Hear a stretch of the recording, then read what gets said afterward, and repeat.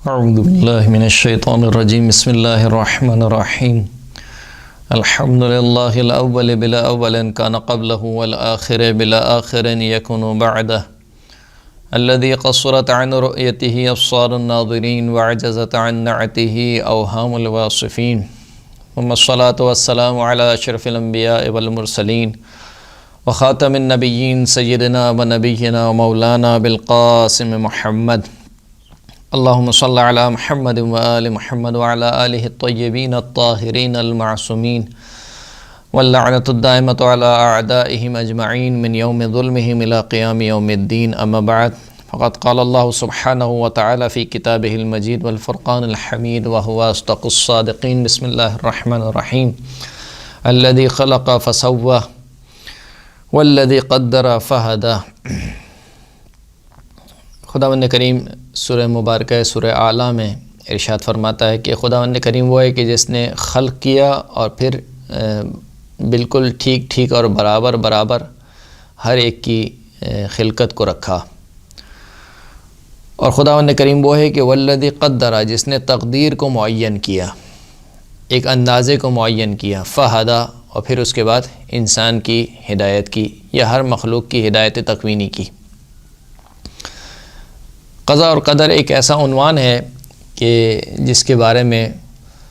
خود قرآن مجید کی کچھ آیت بھی موجود ہیں اور خود روایات میں جن کا تذکرہ ہوا ہے. اور قضاء و قدر پر ایمان رکھنا بہرحال ہر مسلمان کے لیے ضروری ہے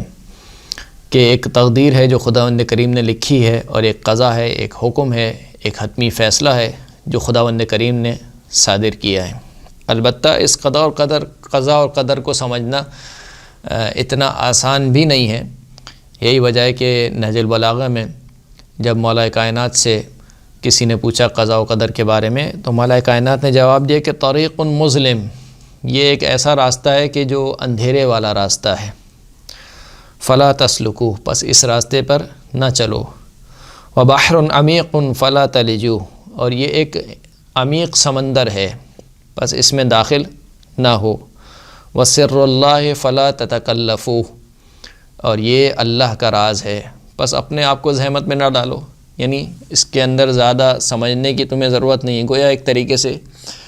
فرمانا یہ چاہ رہے ہیں کہ یہ اتنا آسان مفہوم نہیں ہے کہ جس کو تم سمجھ سکو، لہٰذا اس کو سمجھنے میں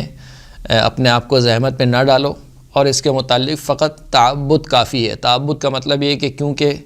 خداوند کریم نے بیان کیا ہے، ائمہ معصومین علیہ السلام نے قضاء اور قدر کو بیان کیا ہے، لہٰذا ہم اس پر ایمان رکھتے ہیں.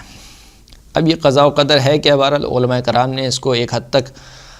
بیان کرنے کی کوشش کی ہے، اور میں بھی اپنی جو طالب علمانہ جسے کہنا چاہیے کہ میری علمی بساط ہے اس کو دیکھتے ہوئے مد نظر رکھتے ہوئے اس کو بیان کرنے کی کوشش کروں گا. اصل اشکال یہ ہوتا ہے کہ جب اللہ نے انسان کی تقدیر لکھ دی ہے، تقدیر لکھ دی کا مطلب کیا ہے؟ یعنی خداوند کریم نے تمام انسانوں کے بارے میں یہ لکھ دیا ہے کہ مثال کے طور پر یہ کون سی تاریخ کو پیدا ہوگا، کس تاریخ کو کیا کام کرے گا، کس تاریخ کو کیا کام کرے گا، اور کب اس کی موت واقع ہوگی. زندگی کے تمام اعمال، تمام کام ہمارے وجود میں آنے سے لے کر اور ہمارے دوبارہ اس دنیا سے رخصت ہو جانے تک خداوند کریم نے لکھ دی، یعنی تقدیر لکھ دی ہے ہماری، اسے کہا جاتا ہے. تو سوال یہ ہوتا ہے کہ جب ایک انسان کی تقدیر لکھی جا چکی ہے، اس کا مطلب یہ ہے کہ خداوند کریم نے لکھ دیا ہے کہ مثال کے طور پر ہاشم صاحب 2021 میں مثال کے طور پر جون کے مہینے میں فلاں تاریخ کو اور فلاں ڈیٹ پر اس گناہ کے مرتکب ہوں گے. جب تقدیر کا مطلب یہ ہے کہ تمام اعمال کو لکھا ہے تو اس میں فقط اعمال صالحہ تو نہیں ہے. جو اعمال صالحہ انسان سے انجام پاتے ہیں وہ بھی لکھ دیے گئے ہیں، اور جو برے اعمال ہیں، خدا نخواستہ گناہ ہیں نعوذ باللہ، تو وہ بھی خدا نے لکھ دیے ہیں. تو جب اب تقدیر لکھی جا چکی ہے اور اس تقدیر کو پلٹایا نہیں جا سکتا ہے کیونکہ خدا نے تقدیر لکھ دی ہے، تو اس میں اب گناہ گار کا کیا قصور ہے؟ یعنی اگر نعوذ باللہ میں کسی گناہ کا مرتکب ہو رہا ہوں تو یہ تو خدا نے میری تقدیر میں لکھ دیا تھا کہ میں اس تاریخ کو اتنے بجے یہ گناہ انجام دوں گا. اور خدا کی تقدیر کو کوئی پلٹانے والا نہیں ہے۔ تو جب میری تقدیر میں ایک گناہ لکھ دیا گیا ہے تو اس لکھے ہوئے گناہ کے اوپر عذاب کیسا، عقاب کیسا؟ اسی لیے رسول خدا صلی اللہ علیہ وآلہ وسلم فرماتے ہیں کہ سَيَأْتِي زَمَانٌ عَلَىٰ أُمَّتِي يُؤَوِّلُونَ الْمَعَاصِي بِالْقَضَاءِ، ان قریب ایک ایسا زمانہ آئے گا میری امت پر کہ جو اپنے گناہوں کی تعویل کریں گے قضاء الہی کے ذریعے سے، کہ یہ تو قضاء الہی تھی، یہ تو ہونا ہی تھا، مثال کے طور پر اللہ نے لکھ دیا تھا، اب اس میں ہمارا کیا ہاتھ ہے؟ جس طریقے سے واقعہ کربلا کے بعد عبید اللہ ابن زیاد نے اور یزید نے دربار شام میں، عبید اللہ ابن زیاد نے کوفے میں یہی کہا کہ دیکھا اللہ نے تمہارے بھائی حسین کے ساتھ کیا کیا۔ اسی طریقے سے یزید نے بھی کہا کہ جو اللہ نے تمہارے بھائی حسین کے ساتھ کیا تم نے اس کو کیسا پایا؟ اور بی بی زینب سلام اللہ علیہ نے جواب دیا کہ ما رأیتہ الا جمیلا، میں نے اللہ کو سوائے خوبصورتی کے اور کچھ نہیں پایا۔ تو بہرحال تو رسول خدا فرمانے کہ ان قریب ایک ایسا زمانہ آئے گا میری امت پر کہ جس میں لوگ اپنے گناہوں کی تعویل کریں گے قضاء و قدر کے ذریعے سے، کہ یہ تو میری تقدیر میں لکھ دیا گیا تھا، یہ تو قضاء الہی تھی، اب اس میں میرا کیا ہاتھ ہے۔ اولئک بریئون منی وانا منہم براء، یہ لوگ وہ ہیں جو مجھ سے بیزار ہیں اور میں ان سے بیزار ہوں۔ رسول خدا فرماتے ہیں کہ جو شخص اپنے گناہوں کی تعویل اس طریقے سے کرے کہ یہ تو میری تقدیر میں لکھ دیا گیا تھا، یہ تو قضاء الہی تھا، یعنی اللہ کا فیصلہ تھا، اب اس میں کیا کر سکتا ہوں، جو شخص اپنے گناہوں کی تعویل اس طریقے سے کرے تو پس میں بھی ان سے بیزار ہوں اور یہ لوگ بھی مجھ سے بیزار ہیں۔ قضاء اور قدر الہی ہے کیا؟ علماء کرام بیان کرتے ہیں کہ قضاء و قدر الہی کی دو تقسیم ہیں،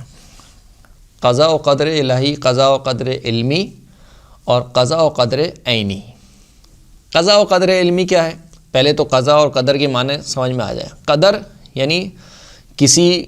موجود کی خصوصیات کو معین کرنا،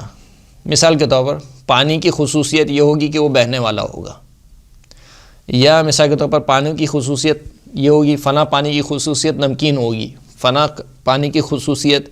جو وہ مثال کے طور پر میٹھا پن ہوگا۔ تو کسی بھی موجود کی خصوصیات کو معین کرنا یہ کہلاتا ہے تقدیر، اور اس خصوصیات کے ساتھ اس کو وجود میں لے کر آ جانا یہ کہلاتا ہے قضا۔ یعنی ایک عالم امکان ہے، مثال کے طور پر ابھی میں خلق نہیں ہوا،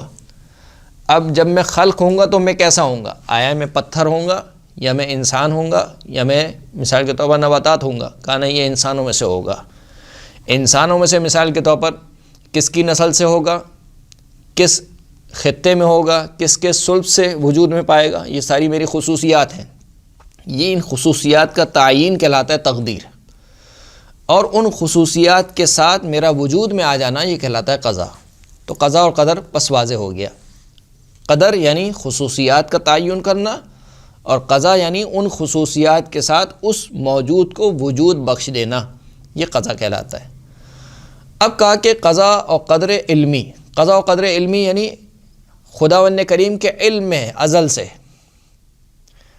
سے خداوند کریم کے علم میں ہے کہ مثال کے طور پر 2021 میں فلاں بچہ پیدا ہوگا، اس کی خصوصیات یہ ہوں گی، وہ فلاں گھرانے سے ہوگا، فلاں کے صلب سے ہوگا، یہ ازل سے خدا کے علم میں ہے۔ یا مثال کے طور پر قیامت تک جتنے انسان خلق ہوں گے، یا انسان کو چھوڑیے پوری مخلوقات، کائنات، جو بھی جاندار خلق ہو رہے ہیں، جو بھی حیوانات خلق ہو رہے ہیں مثال کے طور پر، یا پودے اگ رہے ہیں یا درخت اگ رہے ہیں، ان کی خصوصیات وہ کن خصوصیات کے حامل ہوں گے اور کن خصوصیات کے ساتھ وہ اس ہستی میں موجود ہوں گے، یہ خداوند کریم کو علم ہے۔ بس خداوند کریم جانتا ہے کہ یہ انسان 2021 میں پیدا ہوگا، مثال کے طور پر اس گھرانے میں پیدا ہوگا، پیدا ہونے کے بعد مثال کے طور پر اس کی عمر 70 سال ہوگی، 70 سال میں سے مثال کے طور پر 15 سال بالغ ہونے کے نکال دیں، اس کے بعد مثال کے طور پر خداوند کریم کو علم ہے کہ یہ 5 سال تک میرا مطیع بندہ نہیں ہوگا، 20 سال میں مثال کے طور پر یہ میری اطاعت کرنا شروع کرے گا، نماز پڑھنا شروع کرے گا، اور پھر اس کے بعد 40 سال میں یہ کبھی پڑھے گا کبھی نہیں پڑھے گا، مثال کے طور پر ایک مثال دے رہا ہوں۔ تو یہ تمام خصوصیات خدا کے علم میں ہیں، یعنی خداوند کریم جانتا ہے، جس طریقے سے وہ روایت کہتی ہے کہ السعید سعید فی بطن امہ والشقی شقی فی بطن امہ، جو شخص سعادت مند ہے وہ اپنی ماں کے پیٹ میں سعادت مند ہے، اور جو شخص بدبخت ہے وہ اپنی ماں کے پیٹ میں ہی بدبخت ہے۔ یعنی کیا مطلب بدبخت ہے؟ یعنی خداوند کریم کو علم ہے کہ یہ بچہ جو پیدا ہوگا یہ آیا سعادت مند ہوگا یا بدبخت ہوگا، اور یہ بچہ جو ابھی اس ماں کے پیٹ میں ہے آیا یہ شقی ہوگا یا نہیں سعادت مند ہوگا۔ یعنی خداوند کریم کو علم ہے کہ یہ بچہ جو اس ماں کے پیٹ میں ہے یہ حسین ابن علی بنے گا یا یزید ابن معاویہ بنے گا، یہ خدا کے علم میں ہے۔ اب خدا کے علم میں ہونا یہ انسان کے اختیار کو سلب نہیں کر لیتا۔ بھائی اگر خداوند کریم کو علم ہے کہ 2021 میں جون کے مہینے میں فلاں تاریخ کو فلاں بجے مثال کے طور پر ہاشم صاحب جو ہے وہ یہ گناہ کا ارتکاب کریں گے، تو کیا اس کا مطلب یہ ہے کہ کیونکہ خدا کو علم تھا میں نے اس وجہ سے گناہ کیا؟ ہرگز ایسا نہیں ہے۔ بالکل اس کی مثال اس طریقے سے کہ امتحان ہونے سے پہلے ٹیچر کو معلوم ہوتا ہے کہ کون سا بچہ پاس ہوگا اور کون سا بچہ فیل ہوگا۔ ٹیچر ہے وہ اس کو اندازہ ہے اپنے اسٹوڈنٹ کا، تو اس کو معلوم ہے کہ یہ بچہ پاس ہوگا یہ بچہ فیل ہوگا، یہ بچہ فرسٹ آ سکتا ہے، یہ بچہ مثال کے طور پر فقط درمیانے درجے کے نمبر لے گا۔ تو کیا ٹیچر کا معلوم ہونا اگر کوئی بچہ فیل ہو جائے اور وہ یہ کہے کہ میں تو اس وجہ سے فیل ہو گیا کیونکہ ٹیچر کو پہلے سے معلوم تھا کہ میں فیل ہوں گا، نامعقول سی بات ہے۔ وہ اس کو معلوم تھا اس وجہ سے کہ وہ آپ کی حرکتیں دیکھ رہا تھا کہ آپ کی حرکتیں کیا ہیں، اس وجہ سے اس کو معلوم تھا کہ آپ کو فیل ہی ہونا ہے۔ لیکن آپ کے فیل ہونے کا ذمہ دار ٹیچر نہیں ہے کہ آپ کہیں کہ کیونکہ اس کو معلوم تھا کہ میں فیل ہو جاؤں گا تو بس مجھے فیل ہی ہونا تھا، ایسا نہیں ہے۔ تو قضا و قدر علمی یعنی خداوند کریم کو ازل سے معلوم ہے کہ ایک موجود کی خصوصیات کیا ہوں گی اور وہ کن خصوصیات کے ساتھ وجود پائے گا، یہ قضا و قدر علمی ہے۔ قضا و قدر عینی، قضا و قدر عینی جب خدا کا علم متعلق ہو جائے اس وجود سے، یعنی جب وہ چیز وجود میں آ جائے، تو جب وہ چیز وجود میں آ جاتی ہے تو خدا نے جو تقدیر اس کے لیے لکھی ہوئی ہے وہ انہی مقدرات کے ساتھ انہی خصوصیات کے ساتھ وجود میں آتی ہے جو خداوند کریم کو علم تھا۔ یعنی مثال کے طور پر اگر خداوند کریم کے علم میں ہے کہ ایک چیز وجود میں آئے گی جو جانوروں میں سے ہوگی تو وہ جانور ہی بنے گی، وہ انسان نہیں بن سکتی۔ ایک چیز وجود میں آئے گی جو مثال کے طور پر جمادات میں سے ہوگی تو وہ جمادات ہی ہوگی، وہ انسان نہیں بن سکتی۔ اسی لیے کہتے ہیں کہ قضا و قدر کو کوئی پلٹا نہیں سکتا۔ تو اگر خدا کے علم میں ہے کہ مثال کے طور پر 2021 میں ایک آگ لگے گی جس سے پوری فیکٹری جل جائے گی، یہ خدا کے علم میں ہے، اور 2021 میں وہ آگ لگ گئی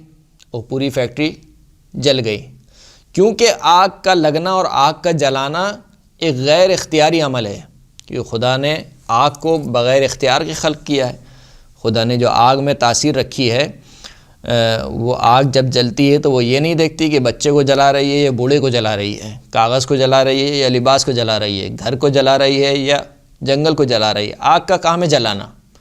تو خدا کے علم میں ہے کہ یہ جو آگ لگے گی یہ بے اختیار، اپنے اختیار سے نہیں، اس کا کوئی اختیار نہیں ہے، بے اختیار مثال کے طور پر ایک فیکٹری کو آگ لگا دے گی تو وہ آگ اس فیکٹری کو آگ لگا دے گی۔ لیکن مثال کے طور پر خدا کے علم میں ہے کہ 2021 میں ایک شخص ایک کام کرے گا اپنے اختیار سے، یعنی علت میں سے ایک علت انسان کا اختیار ہے۔ اگر میں بول رہا ہوں تو میرا اختیار ہے، ابھی میں چپ بھی رہ سکتا ہوں، لیکن میں بول رہا ہوں اپنے اختیار سے بول رہا ہوں، کسی نے مجھے مجبور نہیں کیا بولنے کے اوپر۔ تو یہ جو اختیار ہے یہ خود میرے کام کی ایک علت ہے۔ میرے کام جو میں آپ کے سامنے انجام دے رہا ہوں، جو بیٹھا ہوا ہوں، اس کی بہت ساری علتیں ہیں۔ علت ارادی ایک الگ چیز ہے مثال کے طور پر، اور دوسری علتیں، ان علتوں میں سے ایک علت میرا اپنا اختیار ہے۔ تو خداوند کریم نے اس دنیا کو خلق کیا ہے اور اس مادی دنیا کو اسباب کی دنیا قرار دیا ہے۔ اس لیے امام ارشاد فرماتے ہیں کہ اب اللہ ان یجری الامور الا من اسبابها، کہ خداوند کریم نے منع کیا کہ امور جاری ہوں مگر یہ کہ ان کے اسباب کے ذریعے سے۔ تو اسباب اور مسببات کی دنیا ہے، تو ان اسباب میں سے ایک سبب میرا ارادہ اور میرا اختیار ہے۔ تو اب خداوند کریم کو علم ہے کہ یہ فلاں بندہ 2021 میں اپنے ارادے اور اختیار سے اس گناہ کا ارتکاب کرے گا، تو اب کوئی بھی یہ نہیں کہہ سکتا کہ کیونکہ خداوند کریم کو علم تھا کہ میں یہ گناہ کروں گا، اور اس علم کو خداوند کریم نے نافذ کیا، وہ نافذ تو کیا لیکن نافذ اس علم میں ایک چیز کو رکھا تھا، وہ یہ کہ آپ اپنے اختیار سے یہ گناہ کریں گے، اور اس اختیار کا وجود میں آنا وہی قضاء و قدر الہی ہے۔ آپ نے ارادہ کیا اپنے اختیار سے اور اپنے اختیار سے اس گناہ کو انجام دیا، تو یہ قضاء و قدر عینی بھی اس بات کا تقاضا نہیں کرتی کہ جو میں گناہ کر رہا ہوں گویا نعوذ باللہ وہ خداوند کریم مجھ سے گناہ کروا رہا ہے، اس لیے کہ یہ دنیا اسباب اور مسببات کی دنیا ہے، اس میں جو کام بھی ہوتا ہے اس کی بہت سی علتیں ہیں، بہت سے سبب ہیں، وہ سبب جب رونما ہوتے ہیں تو یہ کام انجام پا جاتا ہے۔ وآخر الدعوانا الحمد للہ رب العالمین۔